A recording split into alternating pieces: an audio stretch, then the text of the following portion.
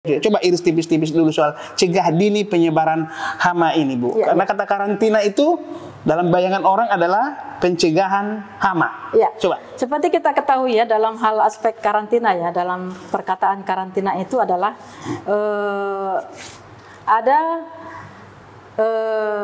karantina adalah tempat pengasingan dan atau tindakan sebagai upaya pencegahan masuk dan tersebarnya hama dan penyakit atau organisme pengganggu dari luar negeri dan dari suatu area ke area lainnya dalam negeri atau keluarnya dari dalam wilayah Republik Indonesia.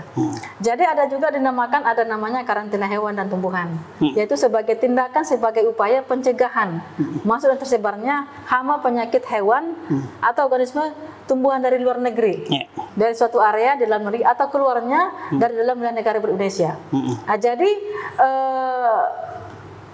peranan karantina pertanian ini mempunyai peran yang sangat penting, di mana tugas pokoknya adalah usaha melindungi kekayaan sumber daya alam, khususnya melindungi pertanian dari ancaman serangan organisme tumbuhan dan hama penyakit hewan yang membahayakan produksi pertanian dan juga kesehatan manusia.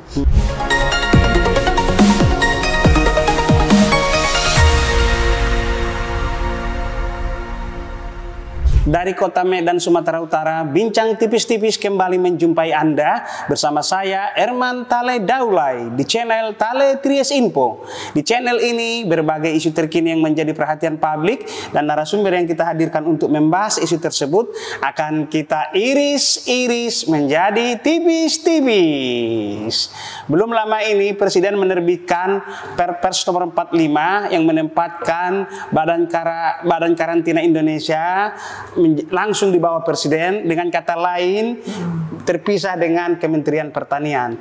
Untuk itu kita akan berbincang tipis-tipis dengan narasumber kita, Ibu Leni Hartati Harahap, Kepala Balai Besar Karantina Belawan Medan, Sumatera Utara. Terima kasih Bu Leni sudah bersedia hadir di bincang tipis-tipis. Oke, seiring dengan terbitnya Perpres nomor 45 ini, langkah apa yang ditempuh kawan-kawan di Belawan dalam hal meningkatkan pelayanan agar arus barang, baik ekspor maupun impor, berjalan dengan baik, dengan mutu sesuai dengan aturan yang berlaku. Silakan iris tipis-tipis dulu, Bu. Ya, terima kasih atas kehadiran media tipis-tipis di Balai Besar Karantina Pertanian Belawan. Saya akan coba memaparkan sedikit ya. Pada Undang-Undang Nomor 21 Tahun 2019 tentang karantina hewan, ikan dan tumbuhan, pemerintah telah melakukan usaha untuk mencegah ancaman yang dapat merusak kelestarian sumber daya alam hayati dari masuk keluar dan tersebarnya penyakit hewan, kemudian penyakit ikan dan organisme tumbuhan yang selain membahayakan kelestarian sumber daya alam berupa hewan, ikan, dan tumbuhan, juga dapat membahayakan bagi kehidupan manusia maupun lingkungan hidup. Jadi peran dan fungsi karantina dalam era globalisasi sekarang ini, terutama dalam perdagangannya, menjadi sangat krusial sekali dan strategis. Jadi paradigma pengelolaannya berubah menjadi dari karantina dari agen yang pasif menjadi agen yang aktif. Di sini. Jadi seiring dengan perubahan paradigma ini, kebijakan perdagangan ke arah non tarif, non tarif barrier Jadi aturan mainnya ditentukan dan sepakati melalui Agreement on Sanitary Phytosanitary, peraturan tentang kesehatan. Ini adalah di bawah perjanjian World Trade Organization atau WTO. Jadi sehingga pengelolaan karantina dapat berjalan efektif dan efisien dengan standar internasional berdasarkan prinsip-prinsip ilmiah. Nah, jadi pada kesepakatan ini dinyatakan bahwa dalam kegiatan perdagangan internasional, suatu negara berhak untuk melindungi kesehatan manusia, hewan dan tumbuhan. Jadi isu ini, isu keamanan pangan diatur dalam ada namanya Codex Alimentarius Commission. Sedangkan untuk kesehatan hewan diatur dalam OIE dan terkait isu hama penyakit tumbuhan diatur dalam IPPCI, yaitu International Plant Protection Convention. Jadi karantina diselenggarakan dalam rangka menjaga dan melindungi kelestarian berbagai jenis sumber daya alam hayati berupa aneka ragam jenis hewan, ikan, dan tumbuhan. Jadi penyelenggaraan karantina harus mengikuti perubahan dan perkembangan ilmu pengetahuan, teknologi dan informasi. Ada juga lingkungan strategis yang cepat dan dinamis, terutama laju. terutama laju perdagangan arus antar negara yang melahirkan beberapa ketentuan dan kesepakatan internasional terkait dengan standar keamanan dan mutu pangan. Jadi ada juga standar sumber daya genetik agens hayati, jenis asing invasif, dan juga pengendalian peredaran pertumbuhan dan satwa liar, serta pengendalian peredaran tumbuhan dan satwa langka. Jadi dalam hal pembangunan pertaniannya, dalam pembangunan pertanian ditempatkan pada upaya melindungi petani Indonesia untuk mewujudkan pelestarian, ketahanan dan keamanan pangan serta sumber daya hayati. Jadi terkait dengan upaya ini, maka ya peranan karantina meliputi aspek pengamanan pelestarian sumber daya hayati, pencegahan masuk dan tersebarnya hama penyakit hewan karantina, kemudian penyakit tumbuhan karantina, penyakit ikan karantina, kelestarian lingkungan, dan keamanan pangan yang sehat, utuh dan halal. Jadi dalam penanganan bebas sekarang ini persyaratan tarif biaya masuk itu dan kuota tidak menjadi populer lagi digunakan. Jadi untuk yang digunakan adalah menahan laju impor ini adalah persyaratan non tarif, yaitu serta sanitari dan fitosanitari yang digunakan sebagai instrumen perdagangan untuk mencegah defisit ekspor dan impor suatu negara. Jadi di sini kami sebagai Balai Besar Karantina Pertanian Belawan selaku institusi pelaksana perkantoran Indonesia harus selalu meningkatkan kinerja perkantoran Indonesia dengan arah kebijakan, situasi lalu lintas komunitas pertanian yang membawa konsekuensi risiko masuk dan serbannya hama dan penyakit hewan maupun tumbuhan. Pelayanan terhadap mereka yang pelaku usaha baik ekspor maupun impor itu, mengingat tadi Ibu Pital tadi itu menyangkut pencegahan hama penyakit itu, pelayanan yang diberikan kepada mereka agar mereka bisa mengikuti tadi berbagai aturan-aturan baru adaptasi tadi itu gimana, Bu? Sekarang kita dalam hal pelaksanaan pelayanan publik. Kita adalah pelayanan publik dalam hal kita sudah ada digitalisasi. Ada namanya kita sudah ada namanya aplikasi untuk permohonan namanya iKIFAS. Itu merupakan aplikasi yang dicanangkan oleh Badan Karantina Indonesia. Itu di mana saja, dimanapun berada, pengguna jasa atau pelaku usaha bisa melaksanakan permohonan di mana saja secara online. Dan itu difasilitasi di dalam namanya inovasi di Balai Besar Karantina Belawan yang namanya One Click One Go. One Click One Go yaitu hanya bermohon di mana saja online, kemudian petugas akan melaksanakan tugasnya untuk pemeriksaan komoditas, kemudian membawa sampelnya untuk diperiksa di laboratorium, dinyatakan sehat, maka akan untuk impor akan dikeluarkan KT9, kemudian untuk ekspor akan dikeluarkan KT10 sebagai surat kesehatannya. Kemudian juga dalam hal impor kita ada namanya single submission karantina bea cukai, yaitu permohonan bersama yang difasilitasi oleh INSW bersama, yaitu ini adalah tujuannya untuk menurunkan dwelling time. Jadi satu perizinan single submission karantina bea cukai di sini. Jadi permohonan bersama, bea cukai bermohon, permohonan bea cukai, permohonan karantina bermohon dalam satu pintu. Kemudian dalam hal beberapa permohonan akan ada joint inspection, pemeriksaan bersama antara bea cukai dan karantina. Jadi yang dahulunya itu adalah 2 hari, hari ini karantina, besoknya bea cukai, sekarang sama-sama. Bersamaan. Bersama-sama. Nah itu dia. Jadi dengan adanya ini ternyata bisa menurunkan dwelling time di Pelabuhan Belawan, kemudian menurunkan biaya, kemudian percepatan arus barang juga semakin cepat. Nah, dalam hal kemudian dalam hal untuk sekarang kita juga dalam hal untuk meningkatkan pelayanan ini di pintu pemasukan, terutama di Pelabuhan Belawan, ada namanya plan kontainer, yaitu plan kontainer, yaitu kontainer yang diangkat oleh ke tempat pemeriksaan fisik bersama itu akan dibaca oleh petugas karantina secara simultan, langsung melaksanakan pemeriksaan. Jadi tidak menunggu pengguna jasa lagi. Nah, kemudian setelah itu ada lagi namanya akan kita launching ini namanya SP2MP online. Jadi itu petugas tidak perlu datang, pengguna jasa tidak perlu datang lagi ke konter untuk SP2MP, langsung online. Nah, itu ternyata bisa mencegah mencegah pertemuan itu, memperkecil pertemuan dan pengguna jasa, yang memperkecil ya itu adanya korupsi. Oke. Seperti itu ya. Tadi Ibu menyebut ada akronim tadi QPAS ya? Iya. Itu coba iris tipis-tipis dulu, QPAS ini apa ini? Oh iya. Iya, ini seperti ini ya. Seperti kita ketahui dalam hal untuk kita selalu melakukan inovasi dalam hal untuk percepatan layanan. Salah satunya adalah percepatan layanan informasi perkarantinaan Indonesia melalui inovasi sistem informasi terintegrasi berbasis web, yaitu Quarantine Integrated Platform Service, yaitu QPAS. Itu akronimnya itu ya. Iya. Coba iris tipis-tipis dulu itu, Bu. Apa yang maksud itu? Ya. Jadi Quarantine Integrated Platform Service ini ya, namanya QPAS, singkat QPAS ini dalam mendukung nasional logistik ekosistem dalam perdagangan internasional, merupakan suatu bentuk implementasi peraturan Presiden nomor 45 tahun 2003 dalam rangka peningkatan kualitas pelayanan publik di bidang perkarantinaan serta memangkas dwelling time dengan mengintegrasi informasi persyaratan layanan karantina hewan, ikan dan tumbuhan serta badan konservasi sumber daya alam dan ekosistem dalam suatu sistem informasi integrasi berbasis web. Jadi pemilihan percepatan layanan informasi ini, percepatan layanan informasi perkarantinaan Indonesia melalui inovasi QPAS ini dalam mendukung nasional logistik ekosistem pelabuhan Belawan ya, diperuntukkan pada masyarakat pengguna jasa serta instansi terkait.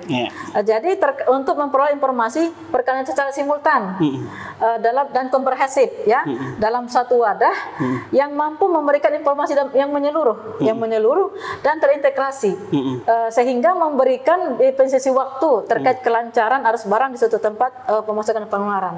Jadi QPAS ini merupakan layanan satu atap, one stop service gitu ya, untuk memberikan kemudahan bagi pengguna jasa, pelaku usaha ya, dalam memberikan layanan informasi perkarantinaan Indonesia yang efisien, yaitu siap digunakan 24/7. Namanya itu 24 jam 7 hari. Oke. Serta visi menjadikan rujukan dalam proses perkarantinaan Indonesia. Jadi keunggulannya adalah terintegrasi dengan karantina, kemudian dengan karantina ikan, juga dengan KSDAS serta link informasi lainnya. Jadi diharapkan dengan menghadirkan wadah sebagai sumber informasi ini ya, pengembangan layanan perkarantinaan dalam rangka mewujudkan kemudahan bagi pelaku usaha serta terkait dalam memberikan dampak positif terhadap arus lalu lintas barang ekspor impor serta antar area begitu. Kita masuk dulu ke pokok bahasan dulu, Bu. Mendengar kata karantina ini, yang terbentuk dalam pemikiran saya adalah cegah dini penyebaran hama penyakit. Karena saya dapat info suatu saat negara menyerang kita bukan lagi dengan senjata AK-47 atau bombardir, tapi lewat, katanya benar nggak sih Ibu sebagai ahli virus lah saya bilang, karena sisi akademis Ibu kan di bidang pervirusan ya kan. Orang bisa nggak sih nyerang katanya lewat tumbuhan, saya suntikkan virus di situ, saya kirim ke negara lain juga, itu bisa. Makanya Ibu adalah pintu benteng ini karantina ini supaya penyebaran cegah dini hama ini. Makanya dua ada namanya pemusnahan, apalah istilahnya di karantina di pintu masuk gitu ya kan. Coba iris tipis-tipis dulu soal cegah dini penyebaran hama ini, Bu. Karena kata karantina itu dalam bayangan orang adalah pencegahan hama. Coba. Seperti kita ketahui ya, dalam hal aspek karantina ya, dalam perkataan karantina itu adalah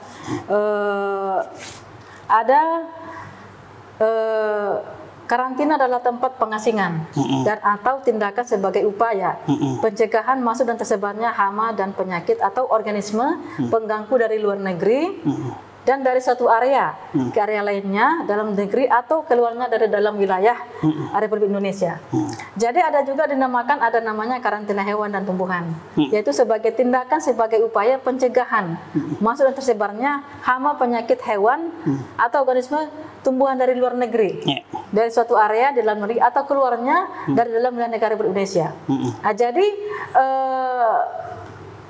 peranan karantina pertanian ini mempunyai peran yang sangat penting, di mana tugas pokoknya adalah usaha melindungi kekayaan sumber daya alam, khususnya melindungi pertanian dari ancaman serangan organisme tumbuhan dan hama penyakit hewan yang membahayakan produksi pertanian dan juga kesehatan manusia. Jadi dalam hal ini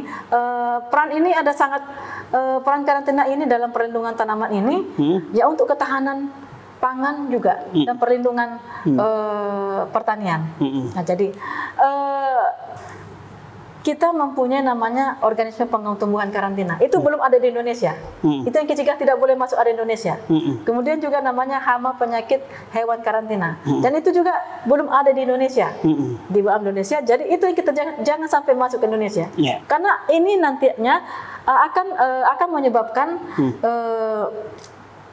biodiversity, pelestarian alam kita dan pertanian kita menjadi suatu ketika akan menjadi rusak. Itu nanti akan meruntuhkan ketahanan negara kita. Jadi disinilah karantina di pintu pemasukan pengeluaran ini mencegah pemasukan dan masuk atau keluarnya ya dari dalam wilayah negara Indonesia. Soalnya kan kalau udah jebol akan lebih rumit lagi nanti mengatasinya. Tapi betul ya Bu, kalau kita mau menyerang negara lain lewat virus-virus gitu juga ini ya. Ibu kan paham betul soal virus ini ya kan. Kalau begitu kalau di manusia kan ada namanya klinik untuk pemeriksaan kesehatan gini kan. Di karantina ada nggak sih semacam klinik-klinik? Oh ini untuk mendeteksi diri betul-betul secara ilmiah gitu gimana? Kita dalam hal untuk karantina. Karantina itu kan ada namanya 8P, ada namanya permohonan administrasi, pemeriksaan administratif, kemudian sampai dengan pengamatan, kemudian ada penolakan, penahanan, pemusnahan gitu kan. Jadi ada juga namanya perlakuan. Jadi dalam hal untuk ketika masuk produk komunitas pertanian masuk ke Indonesia, yaitu di pintu pemasukan, khususnya di Pelabuhan Belawan, kita ada namanya untuk pemasaran ada namanya laboratorium. Jadi kita ada mempunyai laboratorium untuk serangga, untuk hama, untuk cendawan, untuk nematoda, untuk bakteri, untuk virus. Bahkan kita juga mempunyai laboratorium pangan segar asal tumbuhan. PSAT ada, GGCMS kita ada untuk mendeteksi keamanan pangan, misalkan aflatoksin, kemudian juga bahan aktif lainnya, residu pestisida itu. Jadi kita mempunyai laboratorium untuk mendeteksi ini. Dan kunci kita dalam hal menerbitkan sertifikat kesehatan tanaman, kesehatan tumbuhan, yaitu baik ekspor atau impor, itu adalah berdasarkan dari laboratorium. Nah, kita mempunyai laboratorium dan sudah diakreditasi oleh ISO 17025. Kan dulu pemerintah, terutama saat Ibu masih di Kementan dulu lah, saya bilang, namanya Gerakan 3 Ekspor Gratis. Peran karantina ini kan strategis, agar mangga kita, polan kita, mangga kita ini, supaya gimana caranya Ibu sosialisasikan ke pelaku usaha, supaya jangan nanti nyampe di titik ini baru timbul masalah. Sebelum timbul masalah itu diadakan sosialisasi sehingga mutu dari produk pertanian kita itu bisa membuat orang sana puas gitu.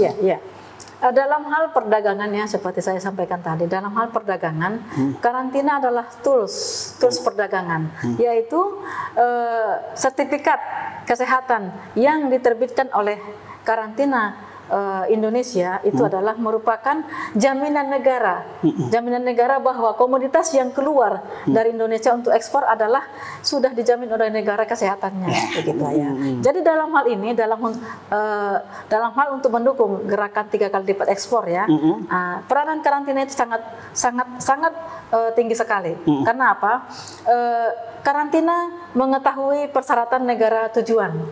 Jadi negara bukan persyaratan dari kita. Persyaratan negara yang mau dituju pun Jadi karantina mengetahui persyaratan negara tujuan. Jadi hal ini, persyaratan negara tujuan ini disampaikan oleh karantina kepada bersama-sama dengan Dinas Pertanian, bersama-sama dengan instansi terkait lainnya, terjun bersama ke petani, juga ke eksportir, agar ini dipenuhi. Berarti Ibu yang proaktif mendatangi petani bisa juga kan? Karantina tidak harus mereka datang ke Ibu. Jadi Ibu kita sama-sama, kita aktif, kita bersama-sama dengan instansi terkait. Masuk ke tengah masyarakat. Kita bersama masyarakat. Jadi ini sudah berlangsung, sinergitas ini sudah berlangsung, dan ternyata membawa dampak yang positif, Jadi seperti misalkan ya, contohnya adalah misalkan negara tujuan ekspor itu mempersyaratkan bahwa seperti dari jahe atau kopi umpamanya. Jahe atau kopi itu kan. Kami nggak mau ada pestisida.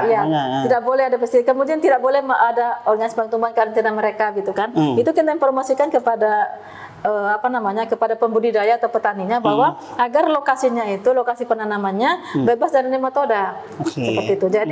Jadi kita melaksanakan pembimbingan ini mulai dari hulu sampai hilir. Nah, jadi diharapkan dengan hal ini pada saat kita di akhir sertifikasi tidak ada kita tidak komunitasnya sudah benar-benar bagus seperti itu. Itu yang ke sana. Ibu punya pengalaman nggak sih memulangkan produk impor? Iya, ada beberapa yang pulang itu begini. Ada ya sekarang kan dalam Undang-Undang 19 sertifikasi itu sertifikasi karantina untuk yang ekspor itu adalah untuk yang ekspor itu persakan negara tujuan. Sedangkan Undang-Undang 21 itu adalah setiap produk komoditas pertanian yang dituntaskan wajib disertifikasi karantina. Dan terkadang ada beberapa pelaku usaha juga itu memberangkatkan barangnya itu tanpa sertifikat. Jadi ketika ditolak misalkan karet ya kemarin itu di karet itu dipulangkan tidak ada sertifikat karantina dari Indonesia. Jadi kita pun istilahnya dalam hal untuk prosesnya untuk kembali ke Indonesia ekspor namanya mengalami kesulitan. Jadi kami himbau kepada pengguna jasa untuk melaporkan kepada karantina. Kalau impor barang dari negara lain katakanlah Pinang atau apa gitu yang kita ini gitu. Kalau impor ya ini baru-baru ini kita menolak Pinang ya, Pinang yang belum diarop, belum dianalisis risiko atau belum dilaporkan pemasukannya pertama kali ke Indonesia.